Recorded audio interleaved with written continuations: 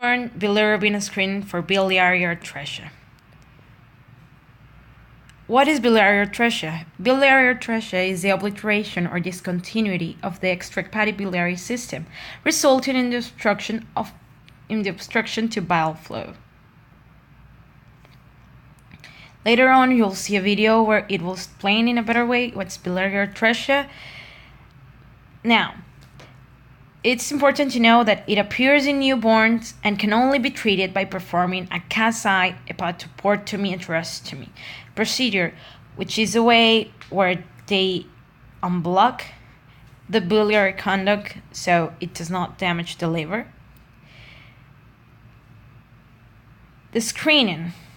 It was based in a serum bilirubin measurements of direct and conjugated bilirubin. It is divided in two stages, which is stage 1, in where newborns were considered to be positive if they had a direct or conjugated bilirubin concentration that exceed the 90th percentile reference interval in their laboratory. And in the stage 2, infants were considered to be positive if they had rising concentration of retestin at or before the first well-child visit.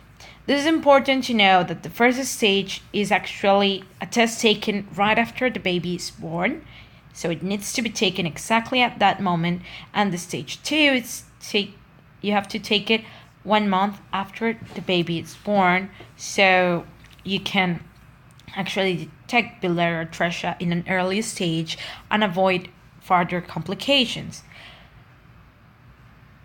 Now, the pros of these procedures, it's obviously that it helps to identify as early as possible cases of biliary atresia in newborns, which prevents a collateral damage in the liver that will eventually lead to a transplant, even if the Kansai procedure have been done before. Also, it is cheap and it can be done in any laboratory around the world. It doesn't need a really specific machine or chemical, so it can be done in any part of the world. The cons of this procedure, if you have not to forget to test the bilirubin serum levels as soon as the baby is born, because it's essential.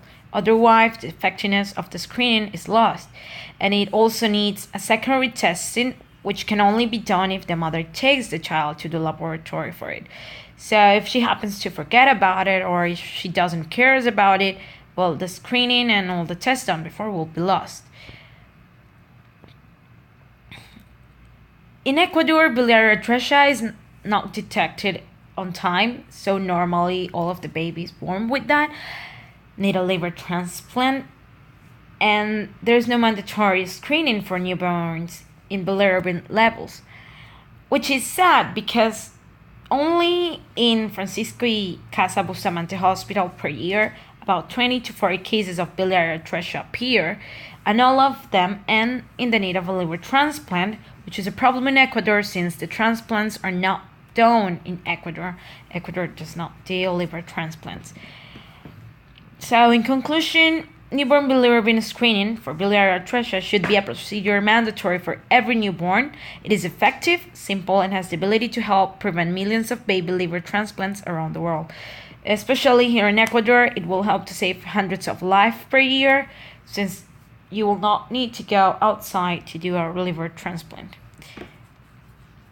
Well, we're going to see the video. The first one, which I consider to be the most important. So here it goes.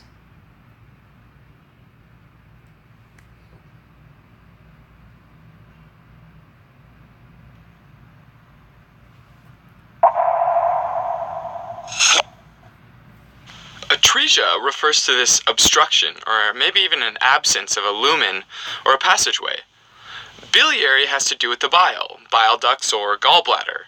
So biliary atresia is when there's some sort of blockage, deformity, or even a total absence of a bile duct.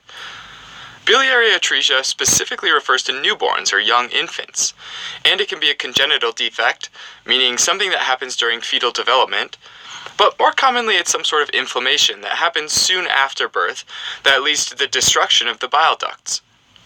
There isn't a definitive cause of biliary atresia, but it's generally thought that some viral or toxic substance might induce the inflammation. Some genetic mutations have also been suggested, like a mutation in the CFC1 gene, which is involved in the development of the left-right embryonic axis. At any rate, the mechanisms and pathogenesis are still pretty foggy, and it likely depends on a combination of genetic and environmental factors. Newborns with biliary atresia usually develop jaundice. Since there's some destruction or deformity of the bile ducts, eventually there's an obstruction to bile flow, right? And bile will start to build up. Pressure in the ducts will increase, and that bile will eventually push its way through the tight junctions between the epithelial cells lining the ducts and leak out into the blood. This increases the amount of conjugated bilirubin in the blood, which leads to this yellowing of the skin and eyes. Although not the most common cause of neonatal jaundice overall, it is the most common cause of neonatal jaundice that's surgically treatable, and early recognition of the disease improves the effectiveness of the surgery. Typically, the surgical procedure used for biliary atresia is called the Kasai procedure.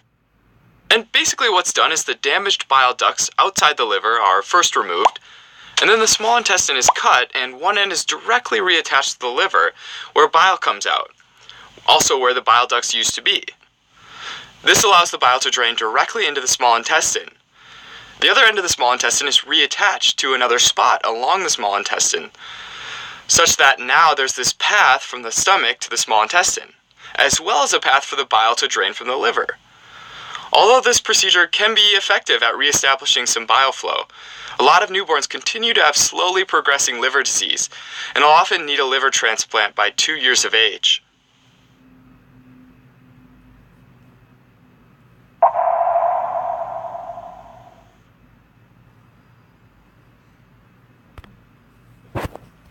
Well, so it is